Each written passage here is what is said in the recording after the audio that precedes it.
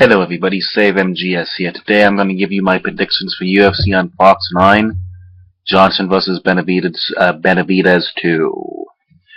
Okay, I'm not going to break down every fight on the card, only the participants that I'm familiar with, so I can actually give a knowledgeable breakdown of how these bouts may go down. It would be kind of disrespectful if I was making guesses between two guys that I did not have any prior knowledge of how they played, or how long they've been fighting, their experience levels, how good they are, their win-loss records, their weights. I mean, I can find out their win-loss records easy, but I've never really seen. I would say about 45% of these guys on the card compete. So yes, I'm just gonna stick to the people I know. Okay. First off, we have Sam Stout on the prelims fighting Cody McKenzie. Sam Stout. Everybody knows good old Hands of Stones. You know that 155 journeyman? Yep. Exciting. Awesome. Well, yeah. Hands of Stone. He is 29 years old. He stands 5'9" inches tall. He fights in the 155-pound division. When he weighs in, he should probably be about 165, 170 at the heaviest. He has a record of 19 wins, 9 losses, 1 draw. 9 of the wins come by KO, 1 submission win, and 9 decisions. He has been submitted 3 times and decision 6 times. And yeah, he's an exciting fighter. I'd love to see him fight. And he's a journeyman. He's a gatekeeper to the stars. If you can get past Sam Stout, chances are you're gonna go on and do something. I mean, he kind of reminds me of Yves Edward. But I digress. His opponent, Cody McKenzie. Cody McKenzie, the AK Kid, is 25 years old. He stands 6 foot inches tall. And he fights in the 155-pound weight. Hang on.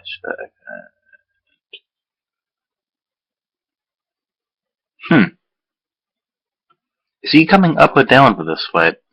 Last time I checked, Cody McKenzie was a featherweight. Oh, well, I guess it really doesn't matter what weight class they're fighting in. Yeah, whatever. Yes, he's 25 years old. He has fought in the featherweight division. And yeah, he has a record of 14 and 3. 1 win by KO, 12 submission wins, and 1 decision. He's been knocked out once, submitted twice. And yeah, he has a win over Ned Garcia. He's lost to Yves Edwards. He's fought Chad Mendez. I believe he lost another minute in that fight. But yeah, Cody McKenzie is by no means a bad fighter. He's only 25 years old. He has a lot of room for improvement.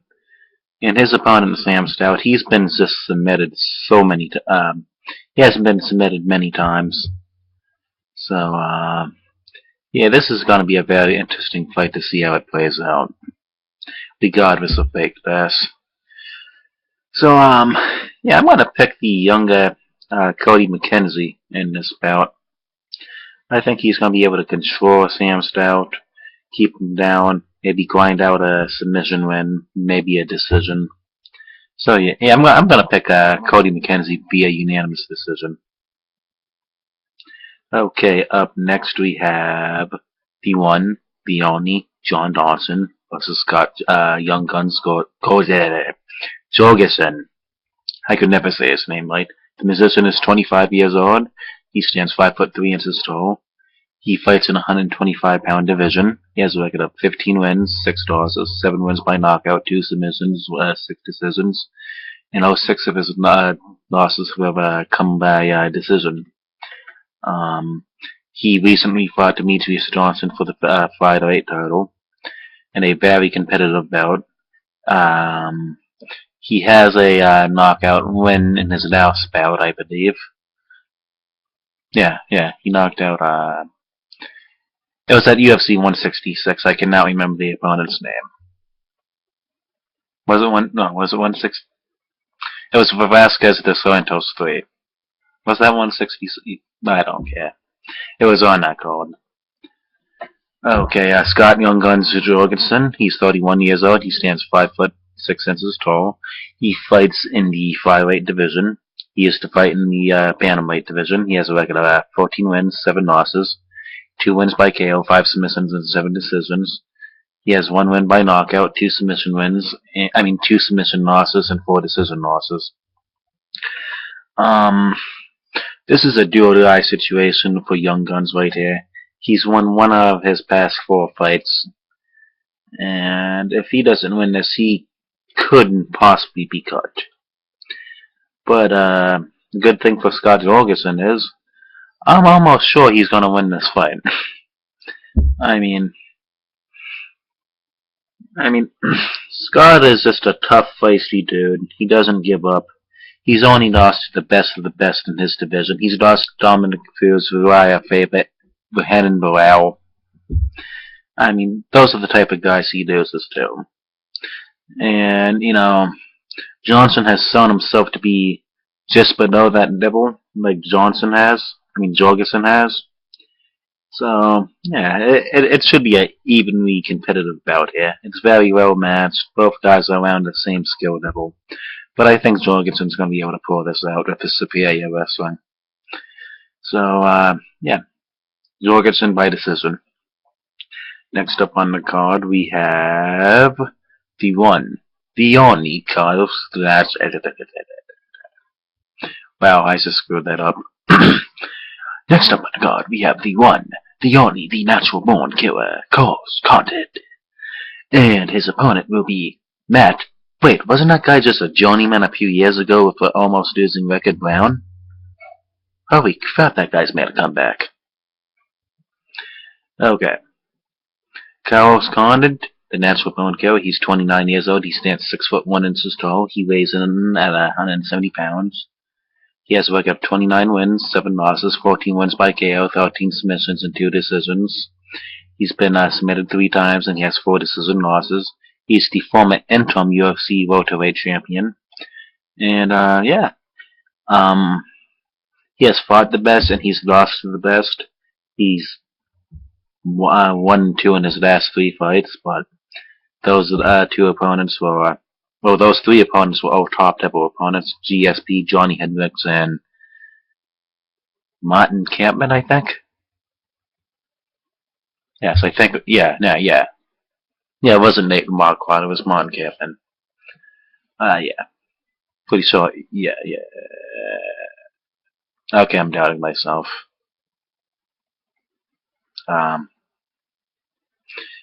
Yes, it was Martin Kampman. So, yeah. Now that my momentary bout of idiocy is over with, let's get on to the immortal one. Matt Brown. He is 32 years old. He stands 6'8" tall. He fights in the welterweight division, 170 pounds. And he has a record of 18 wins, 11 losses, 11 wins by KO, 5 submission wins, and 2 decisions. He's never been stopped by strikes. He's been submitted 9 times, and he's lost 2 decisions. People, do not let this guy's record fool you. Matt Brown is... He's probably having the comeback of the decade right now. Everybody thought Matt Brown was done. Well, not done. Everybody thought Matt Brown was just a gatekeeper fighter who would never really amount to anything besides testing out, future top contenders in the welterweight division. But recently, since I believe 2012, he's just been wrecking people. He's been knocking people out. He destroyed Mike Kyle. He's destroyed the Jordan Neem. He's beaten Stephen Thompson. He utterly murdered Mike Swick. If that wasn't a sanctioned bout, that would have just been a assault charge right there. And if there wasn't a referee, it might have been manslaughter. This is the type of stuff I've seen from Matt Brown right now. So people do not be fooled by his records. But the problem with this, though, is Carlos Condit is a top 5 welterweight. Matt Brown has never fought a top 10 opponent to my knowledge. Unless Chris Dytle was in the top 10 when he fought him, but I don't believe he was. Well, Ricardo Moreira might have been, but I'm pretty sure he's never fought a top 10 opponent. You know what? All the signs indicate for Carlos Condit being able to stop Matt Brown, maybe submit him. I mean, I don't think he'd be able to stop him with strikes. I mean, Condit is probably the best striker in the welterweight division, but Matt Brown just has so much heart. I mean, the logical choice is Carlos Condit. But oh my god, no one has been able to stop Matt Brown as of late. And if he were to get this win, I mean, he could make a big case for a title shot right there. And if he didn't get one right there, you know, win another fight against, I don't know, a Nate Marquardt, a Hector Lombard, a Jake Shields, Damian Maia. There's a bunch of guys he could possibly fight. But, you know, if he's literally a win or two away from a title shot against GSP. No one thought they'd see this out Matt Brown. I keep on wanting to call him Mike Brown. So yeah. I'm just gonna go with the pick of Matt Brown winning a unanimous decision. I mean, I don't know how he's gonna do it. I don't know if he can do it. But god damn it, I wanna see him do it. Okay. Probably not. I wouldn't put money down on that. I might. I mean, if I win, I would look like a freaking genius. But, I digress. Next up on the card, we have the, the possible, candidate for Fighter of the Year. I mean, the California Kid himself. Even though he's in his mid-30s, Urijah Faber. But, that's not the point. Yes, Faber's age 34. He stands 5'6" inches, so he fights in the bantamweight division. He is pretty much the leader of Team Alpha now. I mean, you know, yeah. Yeah. He has only 29 wins, 6 losses. He has 7 wins by knockout, 16 submissions. He has 5 decisions, and he has 1 win by other. He has been stopped twice by strikes. 4 times by decision. Okay, Urijah Faber has had, I can't speak right now. See what happens? I start talking about I start talking about this stuff and I become a fucking moron. But I digress. Urijah Faber has probably had one of the best years of his career when he has not been a champion. He is 3-0 in 2013. Let's see if he can end it out at 4-0. He has beaten Ivan Menjivar. He beat his teammate Scott Jorgensen. He beat a Russian dude, I think he was Russian, named Yuri. Via decision, you know. He went Tito Ortiz on him. Just wrestled him, elbows. I mean, I thought this was like 2003 and Tito was the champion. I mean, that's the way Faber was fighting in that fight. I mean, you know, it's not a knock anything, but that's just what he reminded me of. I mean, it's an effective method. If you can do it, do it. But, whatever. His opponent, Michael McDonald, the Mayday McDonald, is 22 years old, 5'8" tall. He fights in the bantamweight division. He has 16 wins, 2 losses, 9 wins by KO, 5 submissions, 2 decisions. He's been knocked out once and submitted once. Yeah. His only real losses to his only major losses to Henry Well, and he's the freaking bantamweight champion. No shame in that. He finished Brad Pickett on the Shogun Sonnen card, I believe. But yeah, honestly, Urijah Faber got this fight. Urijah Faber, say what you want. Since Faber's UFC 1 has begun, and mostly his WCE, so ever since he's lost the WEC belt, he's been unbeatable in non-title fights. And not to mention, Urijah just has so much more experience than Michael McDonald. He's only 22 years old. Uriah's a grizzled veteran. He knows all the tricks of the trade. I mean, he'll be crafty. He'll go all out when it's necessary. He just has the better instincts at this point in time. I mean, as time goes on, Michael McDonald will develop them. But I got Faber by, I don't know, I'm gonna say submission guillotine choke. I mean, maybe RNZ choke. I got Faber by submission anyways. So, in our main events of the evening, we have Demetrius Johnson versus Joseph Benavidez 2. Mighty Mouse is 27. He stands 5'3" inches tall. He fights in the 5'8" division. Has 18 wins, 2 losses, 1 draw. And he is the current UFC 5'8" champion.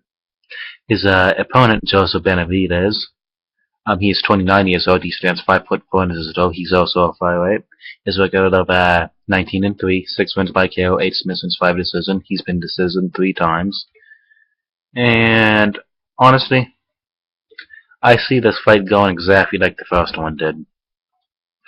So if you've seen the first fight, I'm not going to go through everything. But Johnson should just follow the game plan he had in the first one. I mean, he handled Benavidez thoroughly, in my opinion. So I don't think anything's going to change in this bout.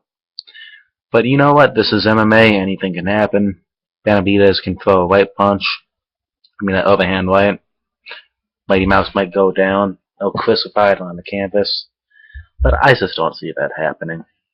I got Demetrius by a thoroughly dominant unanimous decision. Peace out, everybody. Have a very nice night. And, yeah. Yeah. I suck at anybody else. Deal with it.